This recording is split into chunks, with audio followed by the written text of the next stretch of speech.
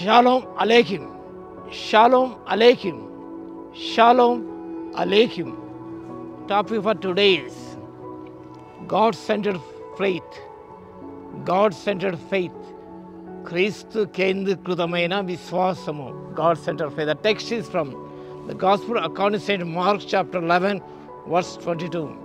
పరిశుద్ధుడైన మార్కు రాసిన సువార్త 11వ అధ్యాయము 22వ వచనం. అందుకు యేసు వారితో ఇట్లనెను, మీరు దేవుని విశ్వాసము చూడి. Have faith in God. In difficult times we often lament, if only I had more faith. కష్ట సమయమైనప్పుడు నాకు ఎక్కువ విశ్వాసం ఉంటే బాగుండేదే అని మనము వాపోతాం. The most important issue is not the amount of faith. The most important issue is not the amount of faith, but the object of faith. మనం గమనించినప్పుడు the most important issue is not the amount of faith.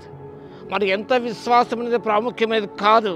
But the object of faith is very, very important. మన విశ్వాస యొక్క కేంద్రము అది చాలా ప్రాముఖ్యమైనది. For example, మనం ఒక కుర్చీ మీద మనం కూర్చుంటాం.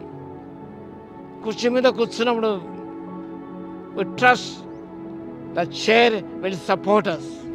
Our faith in the chair,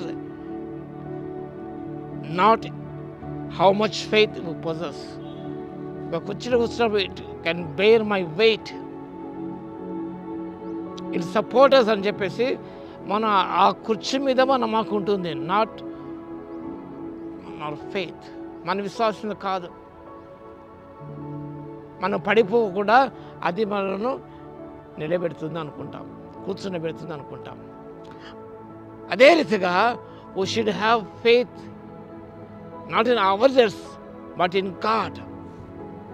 ప్రభు అదే విషయాలు చక్కగా ప్రస్తావించిన మార్కు సువార్త 11వ అధ్యాయం 22 నుంచి 24 వరకు గమనించినప్పుడు సత్య ప్రబోధించాడు.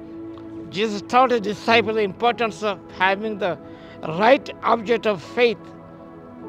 అంజరు ఉపమానం గురించి విషయాలు అందరూ రాయబడి ఉన్నాయి.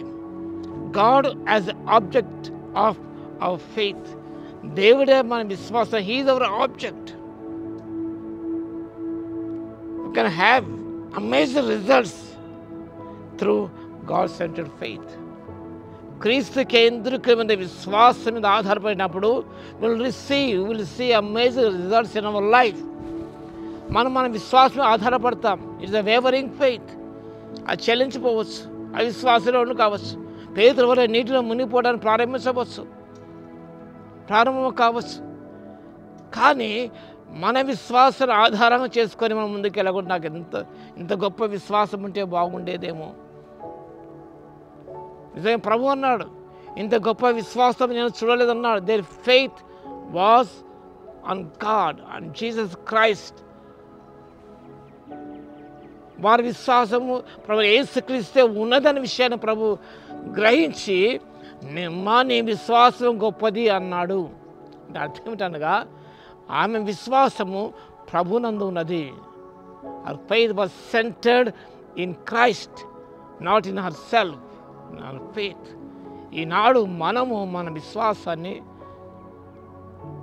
విశ్వాసం మీద మనం ఉంచుకుంటాం. మనం అలా కాదు. కాబట్టి మనము గొప్ప ఫలితాలు చూడాలంటే we should have faith in God. కాబట్టి ఇక్కడ అంటున్నాడు ప్రభు ఏమన్నాడు, హ్యావ్ ఫెయిత్ ఇన్ గాడ్. దేవుని యందు విశ్వాసం ఉంచండి. అంజూరపు చెట్టు శపించే విజయం ప్రభువు ప్రస్తావించాడు. ఎవడే కొండను చూసుకుని ఎత్తబడి సముద్రములో పడవేయబడు మనం చెప్పి తన మనసులో సందేహింపక తన చెప్పిన జరుగునని నమ్మినలా వాడు చెప్పినది జరుగునని మీతో నిశ్చయముగా చెబుతున్నాను అనగా object of faith is God. మనం కాదు, మన విశ్వాసం కాదు. కాబట్టి నాకు గొప్ప విశ్వాసం ఉండేది, గొప్ప కార్యాలు చేసేవాడిని. My faith is feeble, my faith is I have a little amount of faith అని అనుకోకూడదు. కాబట్టి మన విశ్వాసము మన దేవునిదే ఉండాలి. We should become less conscious of our faith. We must become more acquainted with the object of faith. కాబట్టి ప్రభు పట్ల మన విశ్వాసాన్ని పెంపొందింప చేసుకోవాలి. ఆనంద మన విశ్వాసము. Our faith may not be great, hour God is. నా విశ్వాసం గొప్పదిగా కాకపోవచ్చు కానీ but our God is great. Is greater than my faith. కాబట్టి నా విశ్వాసం అంటే నా దేవుడు గొప్ప దేవుని విషయం గమనించినప్పుడు మన జీవితాల్లో మనం ఫలితాలు పొందగలం. కాబట్టి we should have God-centered faith in our lives. Our object of faith is God. ఆ సత్యాన్ని జ్ఞాపకం చేసుకొని ముందుకు సాగిపోవడం పరిశుద్ధాత్మ దేవుడు శక్తిని దయచును గాక. ఆమేన్. స్తుతికి పాత్ర మహోన్నతర మీ స్తోత్ర తండ్రి. మా విశ్వాస కేంద్రం మీద మీరే కాబట్టి నాయనా, మా విశ్వాసం అల్పమైన విశ్వాసమే కావచ్చు కానీ you are the great God. మీరు గొప్ప దేవుడు కాబట్టి ఆ గొప్ప దేవుని ప్రభువా మీ యందు మా విశ్వాసాన్ని కేంద్రీకరించుకొని మా జీవిత అద్భుతాలు చూడడానికి కృపని ఇవ్వగలందుకు మీకే స్తుతి స్తోత్రాలు చెల్లిస్తూ యేసుక్రీస్తు పరిశుద్ధ నామములో ప్రార్థించి వేడుకొస్తున్నాము తండ్రి.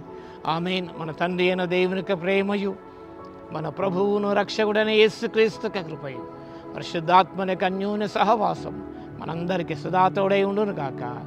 ఆమేన్.